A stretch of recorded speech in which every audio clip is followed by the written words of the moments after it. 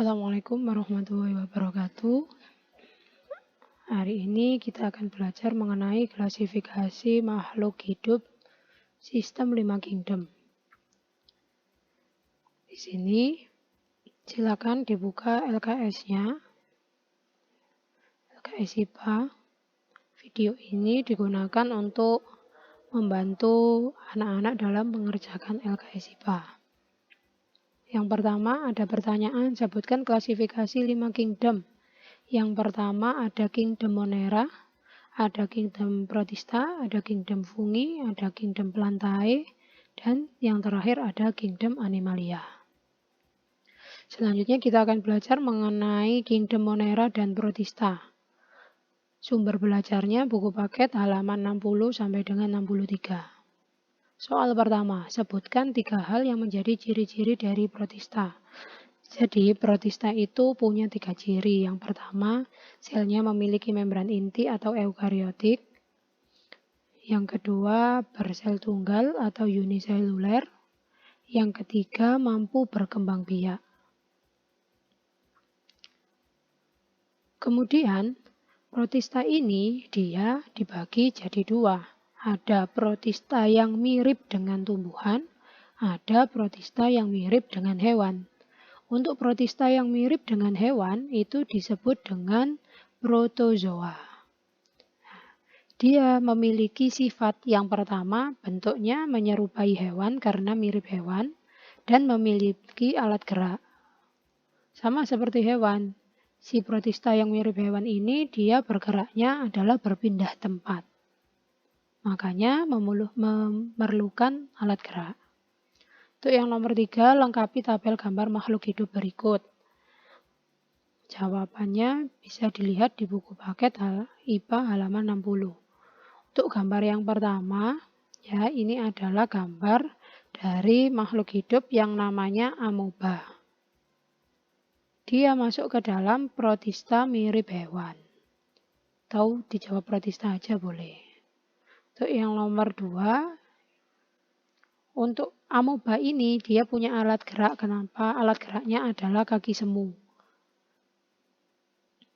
yang ada di samping-sampingnya ini.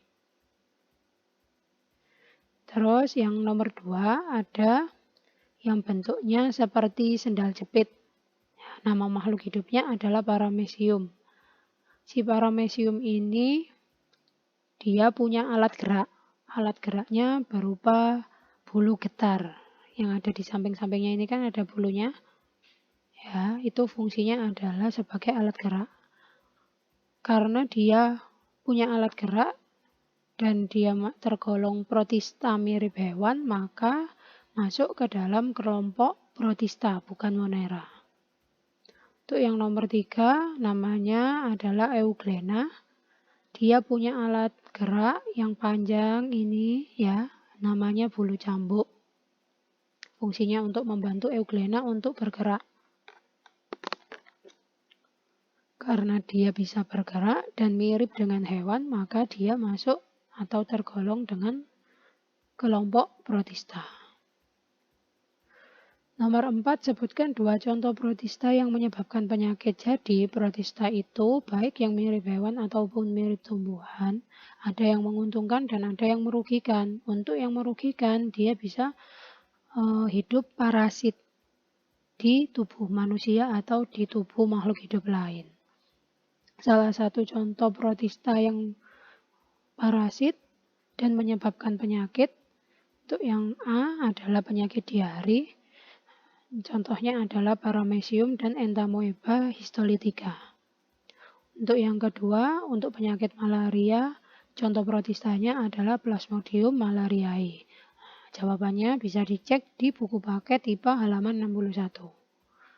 Terus nomor 3, sebutkan 3 hal yang menjadi ciri-ciri dari Monera. Kalau kita tadi belajar mengenai Protista, sekarang kita belajar mengenai kingdom Monera. Monera itu punya 3 ciri. Yang pertama adalah selnya tidak memiliki membran inti, sehingga disebut prokariota. Nomor 2, ciri yang kedua adalah bersel tunggal atau uniseluler. Ciri yang ketiga adalah berkembang biak dengan cara membelah diri. Nomor 6, secara umum makhluk hidup yang tergolong kingdom Monera adalah, kalau protista tadi ada yang mirip hewan, ada yang mirip tumbuhan. Tapi kalau yang kelompoknya kingdom Monera itu ada 2, ada bakteri, ada alga biru. Bisa dicek jawabannya di buku paket IPA halaman 62. Sebutkan satu contoh bakteri yang menguntungkan beserta peranannya. Monera itu juga ada 2, ada yang bersifat merugikan, ada juga yang bersifat menguntungkan. Untuk Monera yang bersifat menguntungkan ada bakteri Escherichia coli. Peranannya adalah membantu dalam proses pembusukan sisa makanan dan memproduksi vitamin K. Jadi Escherichia coli ini hidupnya di makhluk hidup, ya, di usus makhluk hidup, di manusia ataupun di hewan. Tapi dia punya peran yang cukup penting, yaitu membantu proses pembusukan sisa makanan. Jadi sisa makanan yang sampean makan di usus besar itu dibantu oleh bakteri Escherichia coli supaya bisa membusuk. Kalau tidak ada bakteri Escherichia coli, maka makanan yang sampean konsumsi itu tidak bisa membusuk dan tidak bisa dikeluarkan menjadi feses. Sehingga disebut sebagai bakteri Escherichia coli ini adalah bakteri yang menguntungkan. Tapi kalau terlalu banyak atau ada makanan yang terjangkit bakteri Escherichia coli dan kamu makan, maka bakteri Escherichia coli yang ada di makanan itu tidak akan menyebabkan atau tidak memberi peranan yang baik, malah akan menyebabkan kamu sakit. Sebutkan satu contoh bakteri yang merugikan beserta dampaknya. Bakteri yang merugikan adalah Mycobacterium tuberculosis. Penyakit yang disebabkan oleh Mycobacterium tuberculosis adalah penyakit tuberkulosis atau sering dikenal dengan TBC. Selanjutnya kingdom fungi atau jamur. Jamur ini adalah kingdom yang sebenarnya sudah sering kamu ketahui, ya. Sering juga sampean konsumsi, tapi selama ini sampean selalu menganggap bahwa jamur adalah salah satu tumbuhan. Padahal jamur itu masuk ke dalam kingdom yang berbeda dari tumbuhan. Kalau tumbuhan itu kingdomnya namanya kingdom plantae. Tapi jamur punya kingdom sendiri, punya kerajaan sendiri. Nomor 1, lengkapilah gambar berikut. Gambar di samping menunjukkan bagian penyusun tubuh jamur. Yang A namanya sporangiofor, yang B spora yang merupakan alat perkembangbiakan dari jamur, dan yang C itu hifa stolon yang merupakan benang-benang halus. Jika benang-benang halus ini saling bersambung, ya, atau saling tersambung akan membentuk miselium. Lengkapi tabel berikut. Ciri-ciri dari jamur. Untuk yang pertama, klorofil. Ciri-ciri klorofil. Jamur tidak memiliki klorofil. Yang kedua, apa cara perkembangbiakan jamur? Jamur berkembangbiak dengan spora. Yang nomor 3, apakah jamur memiliki batang, akar, dan daun? Jamur tidak memiliki akar, batang, dan daun. Yang nomor 4, di mana tempat hidupnya jamur? Jamur itu bisa hidup di tempat yang lembab. Dan jamur juga bisa hidup pada sisa-sisa organisme yang sudah mati atau membusuk.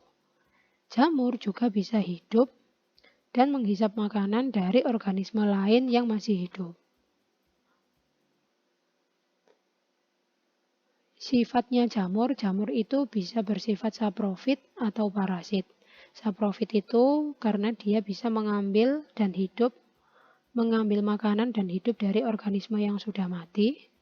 Tapi untuk yang parasit adalah jamur hidup dan mengambil makanan pada organisme yang masih hidup atau merugikan, ya. Struktur tubuhnya jamur terdiri dari benang-benang halus yang disebut hifa, sporangiofor, sporangium. Sporangiofor itu batangnya, kalau sporangium itu tempatnya spora, tudung, bagian bawah tudung, bilah insang, cincin, tangkai, dan juga cawan. Oke, sekian penjelasan saya mengenai Kingdom Monera, Protista, dan Jamur. Jika ada pertanyaan nanti bisa ditanyakan waktu pembelajaran tatap muka. Semoga video pembelajaran yang saya buat ini bermanfaat. Dan jangan lupa selalu taati protokol kesehatan kalau keluar rumah, pakai masker, cuci tangan, dan jaga jarak. Sekian dari saya. Wassalamualaikum warahmatullahi wabarakatuh.